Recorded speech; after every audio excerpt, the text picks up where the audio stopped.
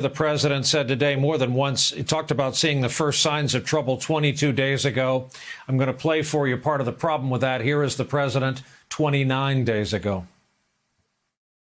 We have done an incredible job. We're going to continue. It's going to disappear. One day it's like a miracle. It will disappear. And from our shores, it could get worse before it gets better. It could maybe go away. We'll see what happens. Nobody really knows.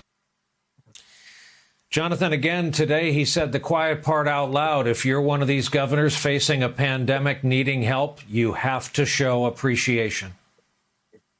Well, first of all, he's practicing some revisionist history with the timeline here. The president and his administration was very slow to move on this virus. They were tabletop exercises that he largely ignored last year. There was reports early this winter about the outbreak in China. He chose not to upset China and President Xi Jinping, a key trading partner, by publicly criticizing China's lack of transparency and put the American response behind the eight ball in many ways.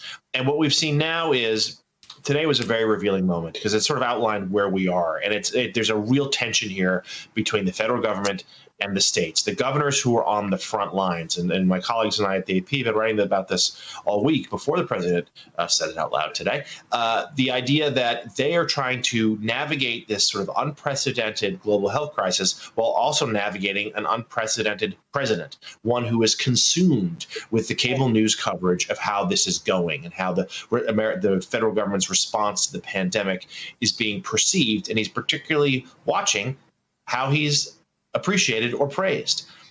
He has been very critical of Jay Inslee. Yesterday, there was a conference call the president had with governors. Inslee pleaded with him to lead here, to be the Tom Brady, the soon-to-be Hall of Fame quarterback, Brian, this response, as opposed to being the backup, because that's what the president has said, that they feels like the state should have the onus here and the federal government should be sort of backing them up. We know that Governor Cuomo and he have gone back and forth. Cuomo has praised him at times, criticized him at others, and Trump has returned that in kind.